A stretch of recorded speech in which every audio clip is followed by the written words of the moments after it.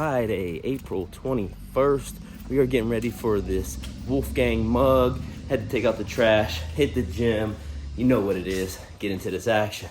As you can see, we have made it to the Wolfgang meetup game. I buy into this 1-3 meetup game for $500, and it's a meetup game, so I get right into the action. First hand, I'm dealt 8-10 offsuit. There's one limp from the homie Andy, and I raise it up to $20. Everyone folds. Andy, of course, makes the call, and we go heads up to a flop that is ace-3 jack rainbow. He checks it over to me. I'm going to c-bet bluff and make it $25. Now Andy min clicks me to $50. He doesn't have much in the stack, maybe 150 to 200 left, and there's really nothing I can do here. I just give Andy some choice words. That's my guy. You are the luckiest luck box I've ever met in my life. And I end up folding. The next hand we play is as reliable as my ex-girlfriend's, ace-king offsuit. There is a straddle under the gun by Andy, and I elect to raise it up to $30. It folds around to Andy, and he calls, of course, because he believes none of our raises. We go heads up to a flop that is queen jack 3. Andy checks it over to us, and I check it back. And you may be asking yourself, why are you checking back here, Jerry? You could see bet. Well, when someone is likely to call you down extremely light, I feel like it's better to wait until you have a hand to bet. The turn is a jack, he checks, I check again. The river is an ace, he checks, I bet $25 for a crying call, and he just mucks. Now I take a peek at 7-8 of spades, raise it up to $25, and it gets through on Andy's big blind.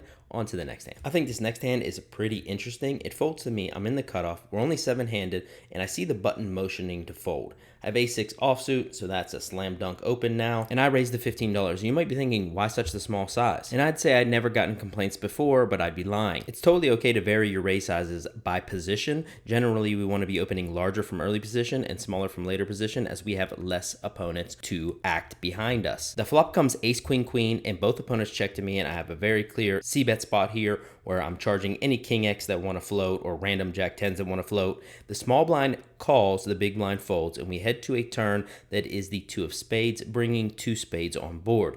Now my opponent in the small blind elects to donk lead for $45. I don't think he holds any ace-X combinations that would have not 3-bet us pre-flop. So it's pretty much a polarizing bet. Either it's a spades draw or a queen. I elect to go ahead and make the call. The river is now the 3 of clubs, and our opponent tanks before making a $125 bet.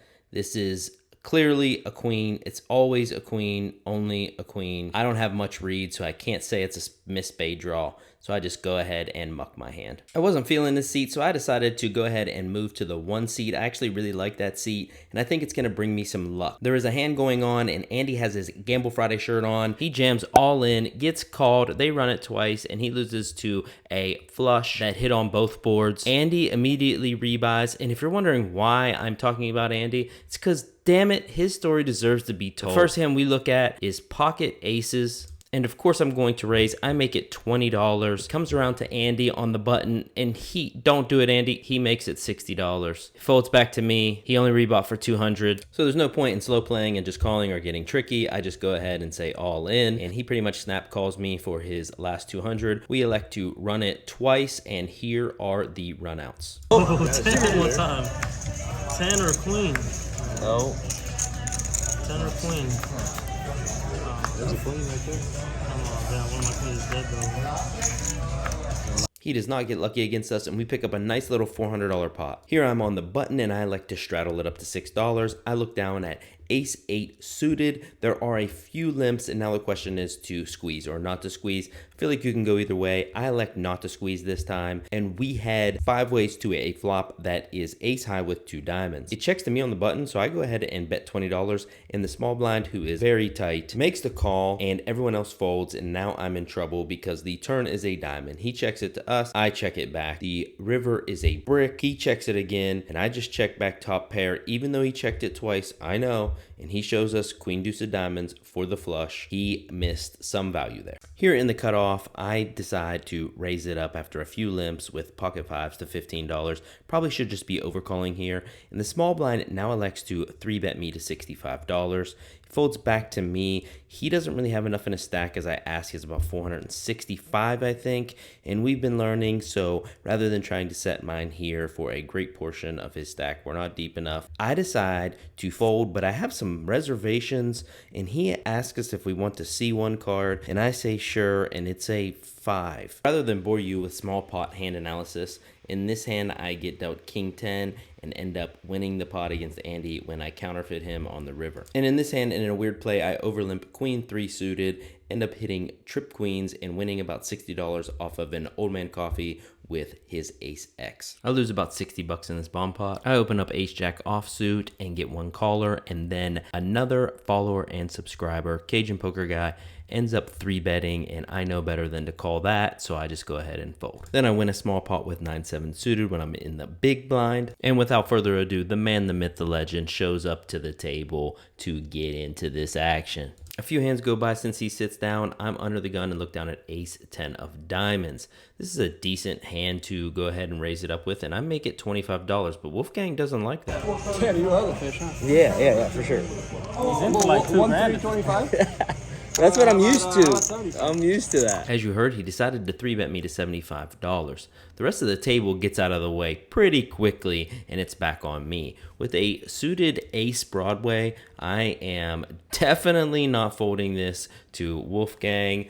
We are at a meetup game. We are here to get into the action and mix it up. So I go ahead and make the call, and we go heads up to a flop that is none other than 5-5 deuce with 2 clubs. About as bad of a flop as it could get. I decide to check it over to Wolfgang, and he now leads out for a very small continuation bet here of about $45, but sadly I literally can't do anything but possibly float here, and I just don't see how I could take this pot away. So I go ahead and fold, and he ends up asking us, do we want to see one? I say, of course, and I end up picking the queen of clubs. So that doesn't leave too much to ponder. He either had something like ace queen with the queen of clubs, ace queen of clubs, king queen of clubs, or pocket queens. This next hand is very interesting thanks to the way I played it. I'm on the button and I straddled to $6 and look down at ace king offsuit. A very tight German man who's possibly a pro raises in late position to $20. I decided to get very tricky here and just flat, although that's not the ideal play. It brings along the small blind, and I have a feeling I'm soon going to regret that. We had 3 ways to a flop. That is king jack 5, pretty good flop for me. The small blind checks, and the German pro in late position bets $25. Now is a perfect time to go ahead and raise, as my hand is very concealed, so I make it $75. To my surprise, the small blind is now deep in the tank. Now he decides to check raise 3-bet to $200. The German man quickly folds, and now it's on me, left with the decision. This is the same player earlier who checked his flush to us twice, and I just can't see him having anything here but pocket 5s, pocket jacks, or king jack. So ultimately, I decide to let it go, as I think it's the right decision. Yes, I know this is what I get for trying to be tricky. He does not show his hand, and we move on from this one. Should have probably just go ahead and 3-bet pre-flop and got it heads up. This massive pot right here is a huge hand between Andy and Wolfgang, which you can check out on Wolfgang's poker vlog of this meetup game. Wolfgang even exposed a card trying to play some mind games with Andy. I won't spoil it for you. I'll let you go ahead and check out Wolfgang's vlog for this insane hand. Man, let's dive into this next hand. We are playing 1-3-6. Andy is the straddle under the gun, and a tight aggressive player from earlier who bet $125 on the river, and we thought he had a queen, decides to open raise to $40.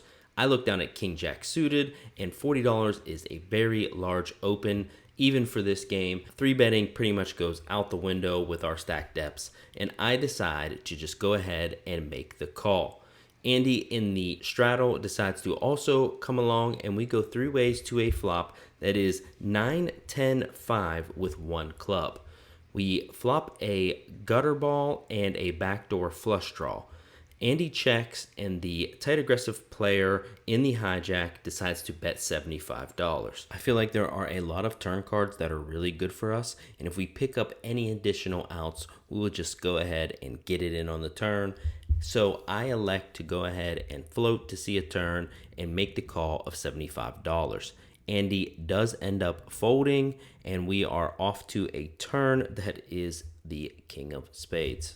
The only possible better card here would have been the queen, giving us the nuts. But nonetheless, our opponent now decides to check it over to me. And I don't think he has any hands that contain a king, as he would have continued betting this turn.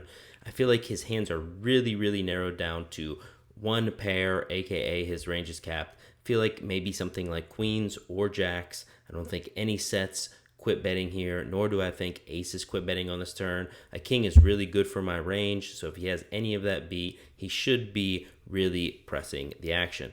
Now it's on me, and I decide to just jam all in with my stack of $325 because there's not much else to do. You could argue for a very small bet here, but I feel like it just looks too value heavy, and I'm trying to get the chips in when I think I'm ahead and what will most likely get called or make me look polarized to confuse him. So when I do that, he now goes into the tank, and the longer he's in the tank, the better I feel that I am way ahead. After some much deep thought, he ends up deciding to make the call. Here we are for a 900 plus pot. I agree to run it twice, and here are the runouts. You got queens? We're going twice. Queens, I think you're drawing it.